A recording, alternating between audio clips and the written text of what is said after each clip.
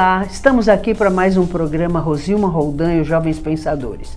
E como prometido, a gente ia trazer durante 3 sábados algumas pessoas que trabalham na clínica da doutora Mitra, né? Nós trouxemos a doutora Mitra, Medicina Preventiva, nós trouxemos a Thaís Pomini, que veio com a novidade do teste genético na área de nutrição, e agora nós vamos fechar esse círculo em relação à clínica, a clínica da doutora Mitra, que já divulgamos em São Paulo e em Santos, e agora nós vamos falar com a médica preferida das mulheres, né? As mulheres que têm seus organismos tão complexos, sofisticados, com tantas missões, né? Nós viemos com tantas missões, e a nossa médica ginecologista e obstetra é a nossa companheira de todas as lutas. É verdade ou é mentira, doutora? Com certeza, Ana Hacht? não poderia ter apresentação melhor. Eu brinco que realmente a ginecologista, né, tá em todas as fases da mulher, desde o parto, na infância, durante a gestação, na menopausa, no pós-menopausa. É na hora do aperto que a gente já liga para nossa médica. É uma vida, né, inteira, né? É. Você falou essas várias fases, né? Já conversamos também com a doutora Mitra e também com a Thaís Pomini sobre isso, né? A complexidade do organismo feminino. E até você mencionou, e eu queria te fazer uma pergunta, aliás, várias. O menino e a menina nascem pediatra. A menina fica menstruada com 11, 12, 13 anos, dependendo da genética. Qual vai ser o médico dela? Ela já vai para a obstetra ginecologista ou ela vai para um médico que agora existe, que se chama ebiatra? Como é que é isso? Eu tenho pacientes que logo que menstruam passam numa avaliação ginecológica e é um acompanhamento conjunto, né? Essas meninas que menstruam, elas chegam no consultório realmente para tirar dúvidas sobre ciclo menstrual, né? Entender como que vai ser o ciclo, o fluxo, as alterações de humor que vão começar a apresentar, as mudanças no corpo. Então, quando a menina menstrua, as mães normalmente levam no ginecologista realmente para esclarecer as dúvidas, para a gente explicar, orientar. Hoje a gente tem uma infinidade de opções de absorventes, né? Então a gente mostra tudo isso em consulta e a gente faz uma avaliação em conjunto. Claro que ela não vai na mesma frequência que uma paciente, né, mais velha, mas uma primeira avaliação é sempre interessante até para a gente identificar algumas causas, alguns diagnósticos e já começar algumas prevenções. E orientação também, Com né? certeza. Porque às vezes normalmente a mãe, ela é mais aberta e orienta, né? Principalmente atualmente, não digo, antes havia muito preconceito, as mulheres mesmo eram mais caladas, enfim. Mas hoje, como se tem acesso, eu tenho uma neta de 12 anos, né? Então ela, quando chega na gente, ela já está toda informada, porque ela disse que outro dia estava com ansiedade generalizada e deu toda a explicação, o que ela sentia e que ela achou no Google. Quer dizer, isso é bom e isso é ruim, né? Eu acho que aí nesse ponto, eu acho que a gente tem que dar aquele termômetro e dizer assim, olha, tudo bem, eu acho que você tem que ler tudo mesmo, mas você sempre checa com um profissional da sua confiança, no caso, uma ginecologista, obstetra, ou com a sua mãe, ou com a professora, enfim, tudo isso eu acho importante. Sim, o que a gente pega também muito no consultório é esse apoio. Aquela mãe que percebe que a menina já está entrando numa fase que vai ter a primeira menstruação, ela já leva no ginecologista e eu já explico o que vai acontecer junto com a mãe compartilha como que foi a experiência dela da primeira menstruação, a gente já monta uma necessaire para ela deixar na escola, se tiver alguma viagem, para o primeiro contato dela, talvez com o absorvente, não ser sozinha. Porque às vezes o que acontece? Ela tá na escola sozinha, vê que menstrua e gera uma ansiedade, né? Gera um medo do desconhecido. A partir do momento que a gente traz essa menina, acolhe ela, explica o que vai acontecer, traz estratégias.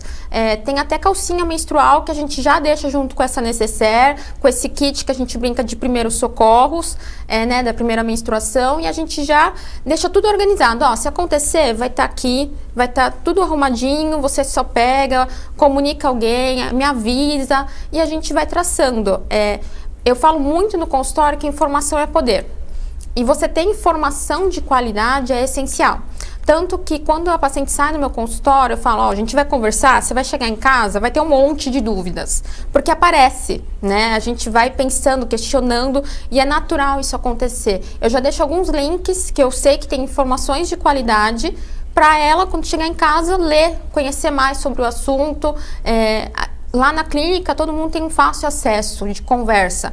Então, às vezes, essa paciente está com dúvida, ela volta, a gente conversa. Porque a ginecologia é isso, né? A mulher muda a todo momento, né? A nossa jornada começa de uma maneira, depois se transforma. Então, a ginecologista está sempre junto. É isso mesmo, tem que ser mesmo, né? E, além de tudo, tem também uma situação delicada, que a menina fica menstruada e ela não quer que as pessoas saibam. Pelo menos num primeiro momento, até ela entender o que está acontecendo com ela. Além de tudo, normalmente, numa família, existem homens que moram na mesma casa. Então, também orientação dos cuidados, né? Que ela não precisa, por exemplo, avisar todo mundo que ela está menstruada. Isso aí é uma privacidade dela que ela pode ou não preservar, né? Ou compartilhar, né? Então tudo isso para elas é muito novo e merece ser conversado de uma forma que ela possa chegar num ponto de conversar sem maiores constrangimentos. E isso é uma evolução, não é da noite para o dia. Sim, né? É uma menstruação sem tabus, né? Isso, cheio de tabus e pior, né? Às vezes mitos, né?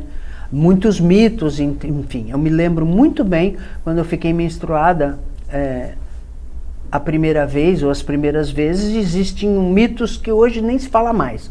Não podia lavar a cabeça porque o sangue ia para a cabeça e morria, Aí citavam casos, fulaninha morreu porque teve aneurisma, porque... Enfim, né? Então, tinha, assim, esses tabus, assim, muito sérios, né? E que hoje, eu acho que nesse ponto, a inteligência artificial, o Google vieram a nos ajudar, porque apesar de que tem muita coisa que a gente tem que checar sempre, mas sempre é uma forma de você pesquisar sem ter a tua privacidade invadida, porque às vezes você não quer perguntar, né? Principalmente, eu tenho uma neta de 12 anos, como eu disse, e a gente nota que apesar dela ser bastante falante, muito inteligente e tudo, tem algumas coisas que ela gostaria de ver preservado, né? E isso não só com 12, 13 anos, né? Eu atendo mulheres de 40, 45 anos, de todas as idades, e às vezes na primeira consulta eu pergunto, você tem escape de urina, como que tá a sua vida sexual? E tá tudo ótimo, tudo perfeito. Isso na primeira consulta. Na segunda consulta, quando a gente já criou um vínculo, já criou uma conexão, ela já fala, doutora, lembra que a senhora falou de perda de urina? Então, eu fiquei com vergonha. Então, a gente só vai mudando alguns ainda tabus, mas eu sempre deixo muito claro que a consulta ginecológica, ela tem que ser livre de qualquer tabu, livre de qualquer julgamento. É o melhor momento para você tirar todas as suas dúvidas, todos os esclarecimentos de tudo. A ginecologista é a médica da mulher, é a gente que faz muito diagnóstico, e é um momento também de prevenção, né? Então, tem que visitar seu ginecologista pelo menos uma vez no ano. Pelo menos uma vez no ano. Isso eu aprendi na escola, uma vez por ano no médico, e no caso da mulher a ginecologista, e dentista a cada 6 meses. Isso aí a gente aprendeu. É que às vezes a gente esquece. Eu, por exemplo, de vez em quando avacalho a cada 2 anos. Porque quando a gente tem saúde, a gente acha que a saúde é eterna. E não é bem assim, né? Aí depois veio a pandemia, aí que atrapalhou tudo mesmo, né? Mas agora eu estou mais disciplinado. Eu acho que a gente sempre tem que ir atrás da nossa melhor versão, né? Sempre tem alguma coisa que a gente pode melhorar. E se tiver tudo ótimo, para manter assim. Melhor ainda, né? Sim. Eu estava te falando das fases. Então tem a fase da menina com 12 anos, que primeira menstruação. E aí depois tem a fase da mulher que ou opta por ter um filho, ou ela opta pela carreira. E aí, isso aí também é uma dificuldade, isso também deve ser conversado, não só com o psicoterapeuta, mas principalmente com a ginecologista, né? Ou o ginecologista, no caso, a ginecologista. Porque ela pode ajudar nessa escolha, mostrando todos os lados, né? E aí, como você bem disse, acompanhando todas as fases da mulher, né? Com suas dúvidas, com os seus sentimentos. Eu noto muito nas redes sociais, sou uma estudiosa da alma humana, que eu vejo que as pessoas, as mulheres principalmente, elas têm muito problema de rejeição, aceitação do marido. Então, se o marido não procura, ela está sendo rejeitada. Mas será que é esse o motivo? Então, eu acho que tudo isso deve ser trabalhado, posto à luz do dia para ser resolvido. De repente, não é que é rejeitado, de repente o marido está doente, não quer falar, não é? Então, assim, como que você vê, doutora Ana, a sua participação, né, em todas essas fases da vida da mulher? Ou então, por exemplo, climatério, e aí nós falamos, né, o hormônio mexe com o comportamento da mulher. TPM existe? Será que não é uma criação da indústria farmacêutica? Será que para todas as mulheres é igual? Será que todas têm TPM? E aí, doutora Ana? Vou começar respondendo por etapas, tá? Vou começar um pouco sobre a escolha de... Vamos fazer um rápido intervalo, fique aí seguro e a sua curiosidade que ela vai responder no segundo bloco.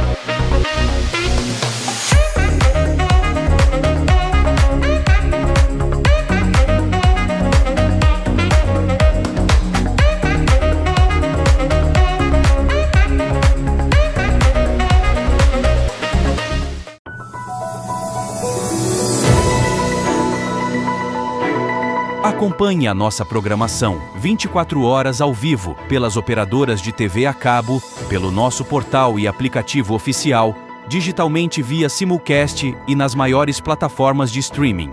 Saiba mais em tvconsantos.com/abrangência. Somos multiplataforma. Somos TV Com. Alguns sentimentos não precisam de palavras para serem demonstrados. Bastam pequenos gestos, simples sinais e momentos inesperados que explicam mais do que qualquer conceito, iluminam mais do que qualquer ideia. Sentimentos puros, amor incondicional, um vínculo onde não existem expectativas nem cobranças, cuidados e carinho em troca de companhia e lealdade. Uma amizade que não tem comparação. Um amor que não pode ser explicado. Os amigos não se compram. Adote um animal de rua.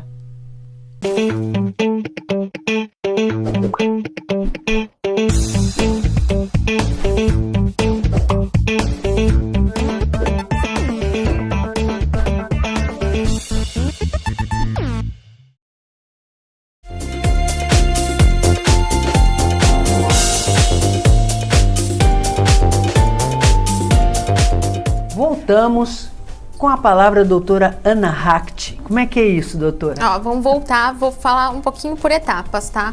A escolha da maternidade, né? De engravidar ou não engravidar. A gente sempre passa informação. Se é uma paciente que fala para mim, olha, eu vou focar na minha carreira, eu penso em gravidez lá no futuro, bem lá na frente, a gente tem a opção hoje de congelamento de óvulos. E eu acho que traz uma segurança. Conversar sobre isso não é para gerar ansiedade, mas para te gerar segurança. De saber, não, pera lá, se eu quero engravidar no futuro, ou se eu ainda não tenho certeza da minha gravidez, eu congelo meus óvulos e eu consigo amadurecer, pensar nessa ideia, né? E resolver isso no futuro. É muito difícil a gente pensar nisso quando chega o momento e a gente já não ter alternativas, a gente já não ter outras escolhas. Então, o momento de maternidade a gente tem que conversar durante a consulta ginecológica, até quando a gente insere um método anticoncepcional. Eu pergunto, qual é a sua pretensão de engravidar? Se é uma paciente que fala para mim, não quero engravidar pelos próximos 10 anos, a gente opta pelo método de uma longa duração, como um DIU, né, um dispositivo intrauterino. Se é uma paciente que fala, não, eu quero engravidar daqui 1, 2 anos, a gente pode preferir por métodos não de tão longa duração, uma pílula, um anticoncepcional, ou algum implante. Quando a mulher sai dessa fase de fertilidade e vai para a menopausa, a gente tem que pensar que tem a queda hormonal, que acaba a fase reprodutiva da mulher, mas a fase produtiva dessa mulher está no auge. Então, a gente faz, né, com indicação e acompanhamento, a reposição hormonal para essa mulher continuar na sua melhor versão. Porque é o momento que a gente pensa, né, que os filhos já saíram de casa, que ela está no auge da carreira dela, que ela continua produzindo, e é o momento que ela vai ter para curtir a vida, né? A mulher passa 1/3 da vida na menopausa. É bastante tempo, né? Então, ela tem que ter uma qualidade de vida. Quando a gente fala da menopausa, às vezes começa alguns embates no relacionamento pela queda de libido. Só que a gente vê nos estudos e o que a gente vê no consultório é que tanto a mulher quanto o homem ressignifica o que é sexo, e a gente ressignifica o nosso relacionamento. Então, muito mais importante do que apenas uma avaliação hormonal é o diálogo desse casal. Claro que a gente vai dar todo o suporte, ajudar essa paciente a recuperar os hormônios, né, com indicação, mas tem que ter o diálogo no casal. Porque normalmente o casal está na mesma fase, né? O homem também sofre a andropausa, mas é que não se fala muito. E falando da TPM, 70% a 80% das mulheres têm. Algumas num grau mais leve, outras num grau mais alto, mais grave. O que a gente sabe é que a TPM a gente consegue controlar muito bem com a atividade física, com uma boa suplementação de magnésio, cálcio, complexo B, B12, um bom sono regular, e algo que eu oriento na consulta é a gente anotar os sintomas da TPM. Seja o inchaço, seja a irritabilidade, seja o sono irregular, que na TPM tem paciente que fala, não consigo dormir. E às vezes nem associa que pode ser da TPM. Então, a TPM tem muita coisa que dá pra gente fazer também. Porque eu a vida toda conheci muitas mulheres e como a gente começou no início da nossa entrevista, um campo muito cercado de mitos e fantasias e imaginação, enfim. E as pessoas às vezes não se abrem. Então a gente não sabe. Por exemplo, vou dar um exemplo na minha família, a minha avó, por exemplo. Nunca escutei minha avó se queixar de nada. Minha avó era uma mulher inteligente, era uma mulher, para mim, um padrão de mulher, uma mulher forte, né? Porém, uma mulher do século XX, início do século XX, ela era de 1912, veio para cá com 6 meses de Portugal, e ela tinha um comportamento que se exigia da mulher na época, né? O que a gente fala de gênero feminino, né? A construção cultural daquele padrão. Não obstante, era uma mulher forte, independente, trabalhava fora naquela época que não se usava, né? embora fosse obediente ao meu avô, né, porque era o que era exigido. E eu nunca escutei minha avó se queixar de nada, nada de dor de cabeça, aqueles sintomas todos, né? Provavelmente se queixava para minha mãe, talvez, não sei, mas nunca escutei, né? Minha mãe também não, embora minha mãe já fosse uma pessoa mais aberta, né, quanto às sensações que ela tinha. Mas, e hoje não, hoje a gente não sabe se realmente as pessoas têm mais ou se simplesmente é que antigamente não se falava nisso. Hoje a gente tem informação, hoje a gente tem conhecimento. A TPM existe, ela acontece por uma oscilação hormonal. E eu acho que a gente às vezes acaba não valorizando a queixa de TPM, mas ela tem que ser valorizada. Pacientes que têm ciclos, que menstruam, que têm TPM, elas podem passar 14 dias de um mês se sentindo desanimadas, cansadas, sem disposição. Muita paciente chega no consultório falando: meu desempenho no treino próximo da TPM cai muito, eu não consigo fazer os mesmos exercícios. Mas isso acontece realmente e na clínica a gente tem um diferencial que quando a paciente passa em consulta, a gente orienta o seu treino com o seu ciclo menstrual. Então, não tem só a parte minha como ginecologista, mas tem a nutricionista, tem o educador físico, e a gente faz uma jornada realmente contra a TPM. Então, assim, TPM não é um mito, a TPM existe e ela tem tratamento para você ficar bem. Esse é o principal objetivo. Acho que a gente normalizou muito a dor e a gente normalizou muito o TPM, né? Porque qualquer coisa, se às vezes você dá uma resposta um pouco mais firme, você é julgada como, deve estar de TPM. Sim. Então, isso acabou banalizando a TPM. A gente tem que saber que nós, mulheres, hoje em dia, nós nos posicionamos, nós estamos em cargos de poder, então a gente tem que ser respeitada e a TPM tem que ser valorizada e tem como a gente auxiliar. Porque às vezes é aquela coisa, né? Às vezes a gente chora até em comercial de margarina e não é assim, né? E é oscilação hormonal e que a gente tem como resolver sem ser bloqueando essa paciente, sem ser com anticoncepcional. Tem muita coisa que a gente pode fazer e auxiliar ela nessa jornada.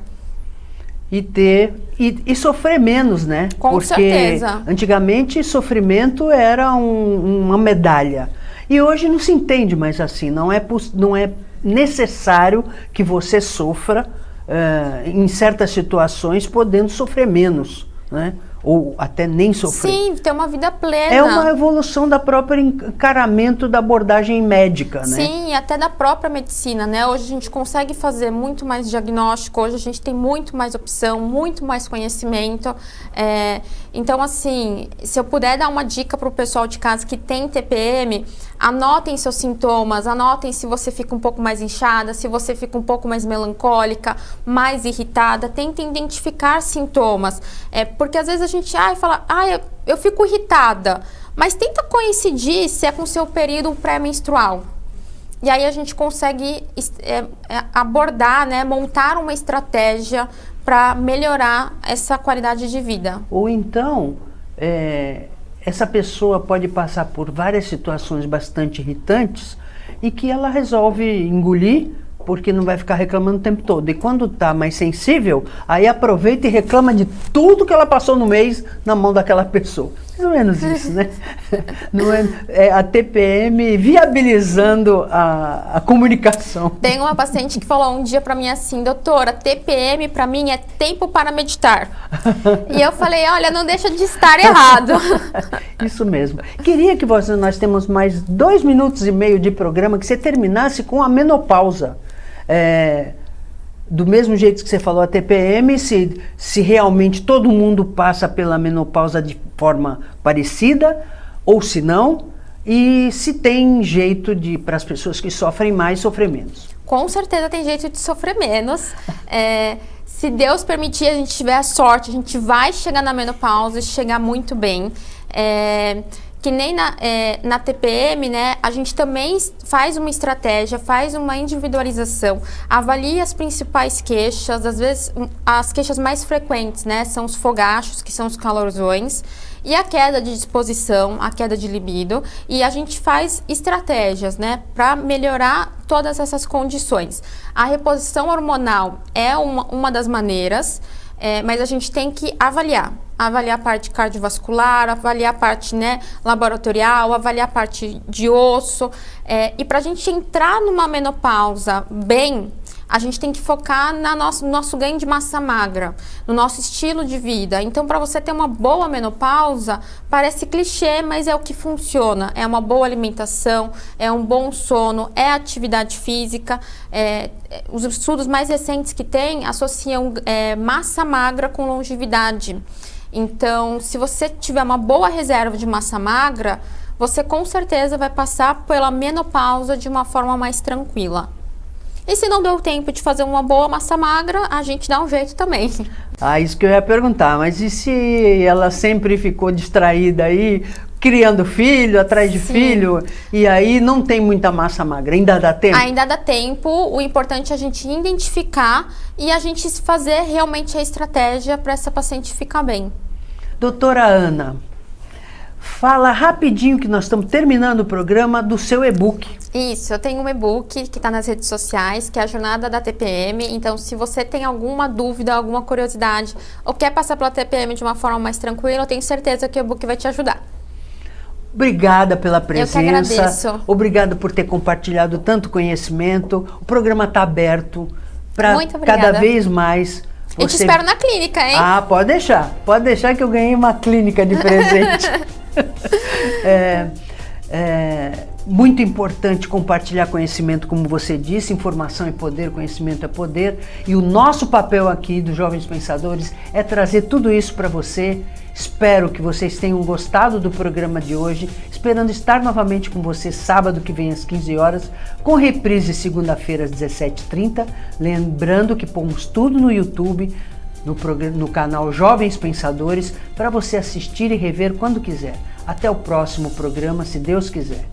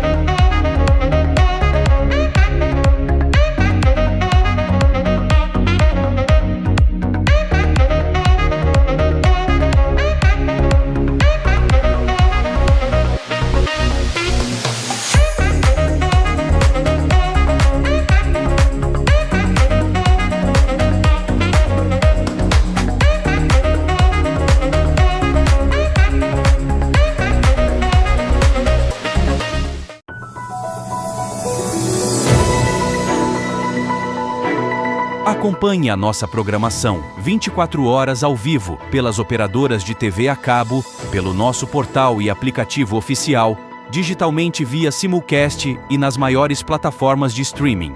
Saiba mais em tvconsantos.com/abrangência. Somos multiplataforma. Somos TV Com.